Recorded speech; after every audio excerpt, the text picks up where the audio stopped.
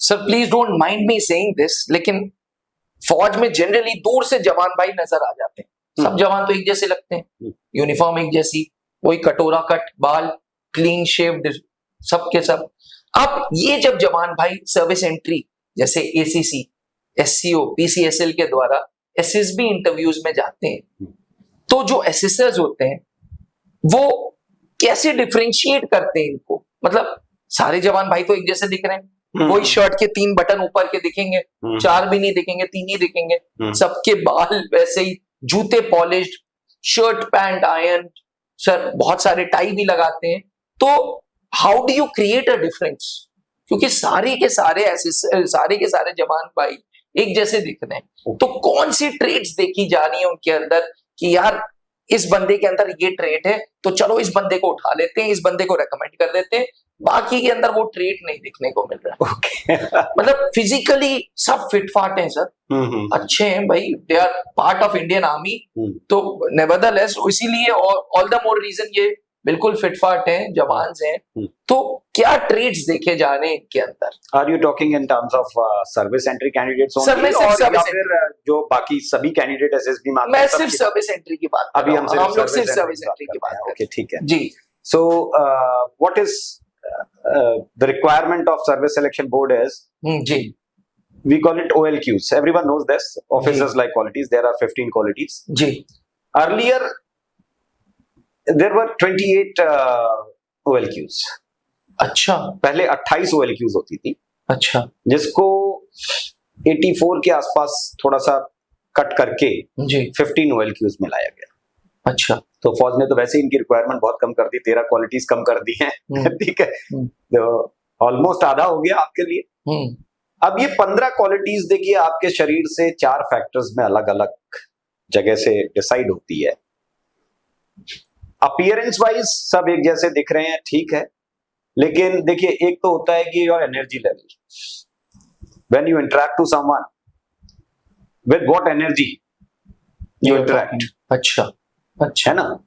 And what is your non verbal communication skill, like what is your facial gesture, whether you can put a smile on your face while interacting to someone or not. जी जी जी।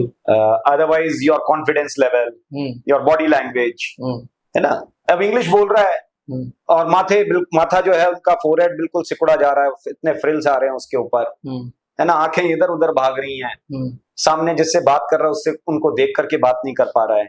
तो these are all low self confidence sign जी, कि ये बंदे के अंदर confidence नहीं है। अभी उसने इंग्लिश तो वो बोल रहा है, उसको लगेगा बाहर जाकर कि मेरा इंटरव्यू बहुत अच्छा हुआ, लेकिन नॉन वर्बल कम्युनिकेशन आपका अच्छा नहीं था, जो बहुत बड़ा साइन दे देता है। And non verbal communication covers almost 55% of your communication skills, है ना? बिल्कुल 55% रोल इसका होता है, तो वही आपका गड़बड़ हो गया। दूसरी चीज आपका अपीयरेंस जो होना चाहिए, मतलब खास करके क्योंकि आप सर्विस एंट्री की बात कर रहे हैं, आपका पेट निकला हुआ है, पहली बात तो आज तो वो प्रक्रिया बंद हो गई है, क्योंकि आप ब्रिगेड कमांडर साहब या जीओसी साहब के पास जाओगे वही नहीं रिकमेंड करेंगे आपको जी। और बहुत बार ऐसा होता है कि आपका रेजिमेंट से रिकमेंड कर दिया जाता है। कई बार रेजिमेंट में भी ऐसा होता है कि आपके एसीआर के नंबर अच्छे होते हैं, बट वो नीचे रिमार्क में लिखा होता है नॉट रिकमेंडेड फॉर कमीशन। ठीक है, तो वो भी क्लॉज बनता है कि आप आगे नहीं जा पा रहे हैं। आपको रेजिमेंट से आगे कर दिया गया है, आगे चल करके आरओ ने या एसआरओ ने आपको नॉट रिकमेंड कर दिया, तो उनके रिमार्क्स की वजह से आप वापस आ जाते हैं या आपकी एप्लीकेशन रिकॉर्ड से वापस आ जाती है। ऐसे भी बहुत केसेस होते हैं। तो पहली बात तो आपका वो जो अपीयरेंस होना चाहिए, बियरिंग सेंस होना चाहिए। बियरिंग सेंस तो देखो यूनिफॉर्म पहन करके जाते हो जहां भी आप इंटरव्यू देने जाओगे, except personal interview of SSB. आप एसएसबी में भी कॉन्फ्रेंस में जाते हो तो आप यूनिफॉर्म में जाते हो। उससे पहले कि अगर आप जितने भी इंटरव्यू देख लो, चाहे आपके कमांडिंग ऑफिसर साहब का इंटरव्यू हो, चाहे आपके ब्रिगेड कमांडर साहब का इंटरव्यू हो, चाहे जीओसी साहब का इंटरव्यू हो, आप यूनिफॉर्म में देते हैं। तो यूनिफॉर्म का मतलब ही यही है कि यार आपका बियरिंग सेंस बहुत अच्छा होना चाहिए। अगर आपका टर्नआउट अच्छा नहीं है तो एसएम साहब इंटरव्यू नहीं कराएंगे, है ना? आप सीओ साहब के सामने पहुंचोगे ही नहीं। और फिर जब सीओ साहब के लिए इतनी तैयारी होती है, तो फौज में जो नौकरी कर रहे हैं उन सबको पता है कि ब्रिगेड कमांडर साहब और जीओसी साहब के लिए कितनी तैयारी होगी। तो टर्नआउट का तो कोई सवाल ही नहीं उठता कि आप कहीं से रह जाएंगे। ऑन अदर हैंड, जो आपका अपीयरेंस है वो अच्छा होना चाहिए। ढुलमुल है बिल्कुल, है ना, पेट बाहर निकला हुआ है, सुस्त है, कंधे झुके हुए हैं, ये नहीं होना चाहिए।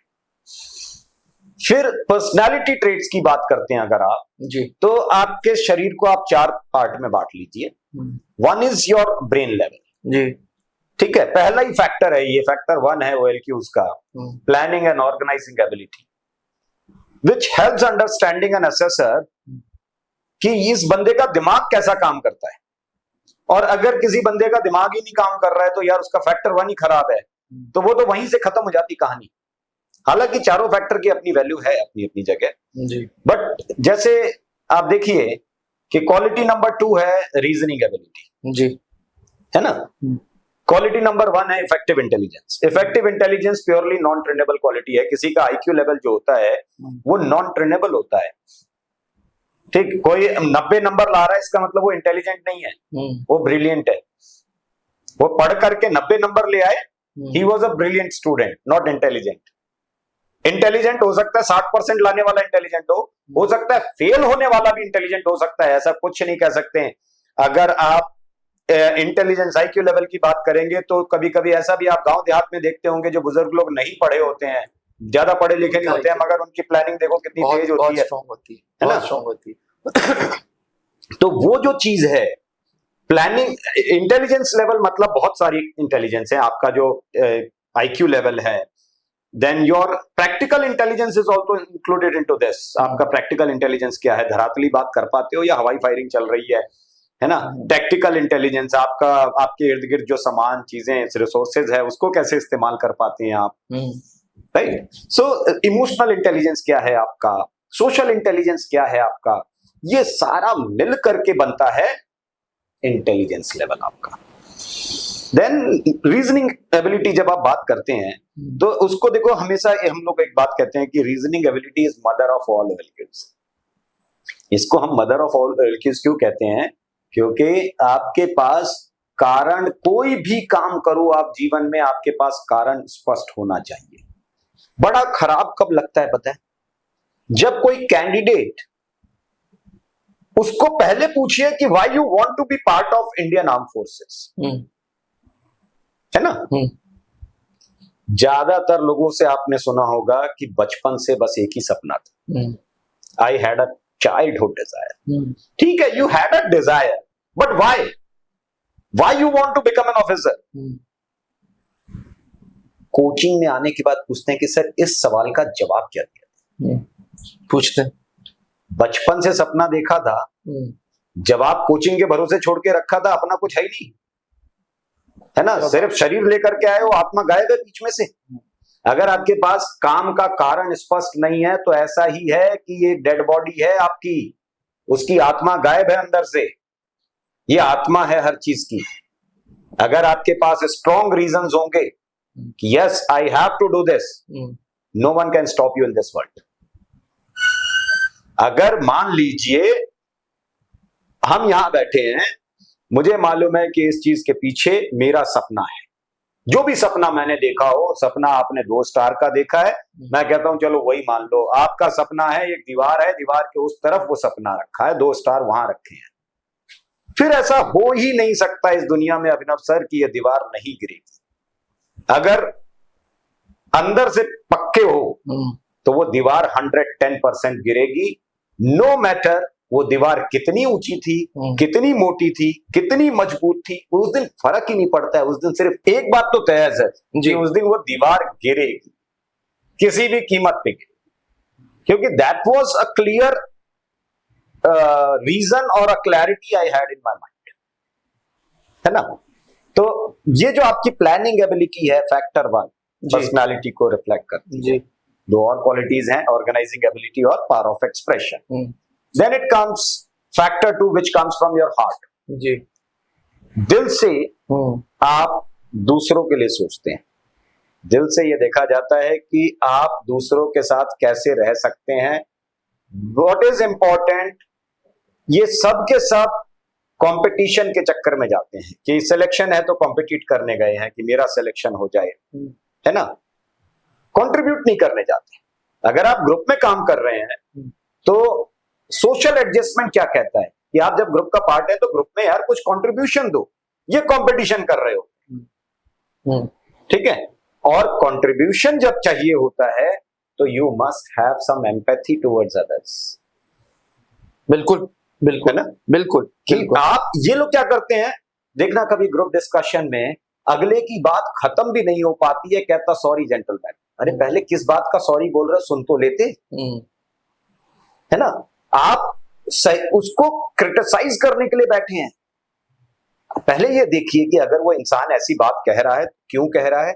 अगर आप खुद उस जगह होते तो क्या होता, आप उनकी जगह अपने आप को रख करके देखिए।